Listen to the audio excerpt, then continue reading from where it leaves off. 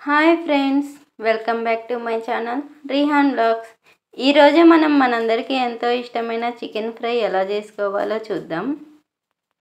First ఒక KG chicken తీసుకుని 3 సార్లు శుభ్రంగా కడగండి. ఇందులోకి మీకు టేస్ట్కి సరిపడా ఉప్పు ఇంకా ఒక 1/2 టీ స్పూన్ పసుపు వేసి బాగా కలుపుకోండి. బాగా కలిపిన ఈ చికెన్ని ఒక అరగంట సేపు మూత పెట్టి పక్కన పెట్టేసుకోండి. ఇప్పుడు ఒక అడుగు మందంగా ఉన్న పాత్రను తీసుకుని అది వేడయ్యాక ఒక టీ గ్లాస్ ఆయిల్ యాడ్ చేయండి. అంటే ఇది ఒక 100 ml ఉంటుంది. ఇప్పుడు ఈ ఆయిల్ బాగా వేడయ్యాక ఇప్పుడు మన చికెన్ని ఇందులోకి యాడ్ చేసేయండి. నార్మల్గా మనకి చికెన్లో వాటర్ అనేవి బాగా వస్తాయి. ఆ వాటర్ మొత్తం ఇంకిపోయేదాకా ఫ్రై చేసుకోండి. ఈ చికెన్ ఫ్రై అయ్యేలోపు మనం చికెన్ మసాలా ఎలా చేసుకోవాలో చూసేద్దాం. ఇప్పుడు మనం ఒక ప్యాన్ తీసుకుని అది కొంచెం వేడయ్యాక అందులో 4 స్పూన్ల ధనియాలు వేసుకోండి. ఇంకా ఇందులోనే ఒక 2 స్పూన్ల జీలకర్ర యాడ్ చేసుకోండి. ఇప్పుడు ఒక అర టీ స్పూన్ మెంతులు ఇంకా ఒక అర టీ స్పూన్ ఆవాలు వేసి కొంచెం దోరగా వేయించండి. ఇప్పుడు ఇవి కొంచెం వేగిన తర్వాత అందులో ఒక 4 యాలకులు, ఒక 5 లేక 6 లవంగాలు,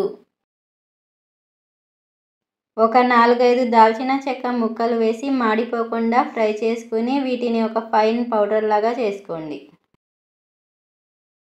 ఇప్పుడు ఈ చికెన్లో వాటర్ మొత్తం ఎవాపరేట్ అయిపోయి ఇది కొంచెం డ్రై అయిపోయింది కదా. ఇప్పుడు ఈ ముక్కలన్నింటినీ తీసి ఒక ప్లేట్లోకి ట్రాన్స్ఫర్ చేసుకోండి. ఇప్పుడు ఇదే ఆయిల్లో మనం ఫ్రెష్గా చేసుకున్న 3 చెంచాల అల్లం వెల్లుల్లి పేస్ట్ని యాడ్ చేసి అది పచ్చి వాసన పోయేదాకా బాగా ఫ్రై చేయండి. ఇప్పుడు మనం ఆల్రెడీ ఫ్రై చేసుకున్న చికెన్ని ఇందులో యాడ్ చేసుకుందాం. ఇప్పుడు ఇందులో 3 లేక 4 చెంచాల కారం వేసి బాగా కలపండి. ఇంకా మనం చేసుకున్న చికెన్ మసాలాని కూడా యాడ్ చేసి ఇవన్నీ బాగా చికెన్కి పట్టేలాగా ఫ్రై చేసుకోండి.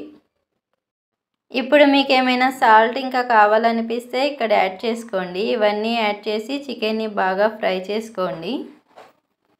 ఇప్పుడు మీరు తినే పులుపుని బట్టి నిమ్మరసాన్ని యాడ్ చేసుకుని ఈ చికెన్ని బాగా ఫ్రై చేయండి.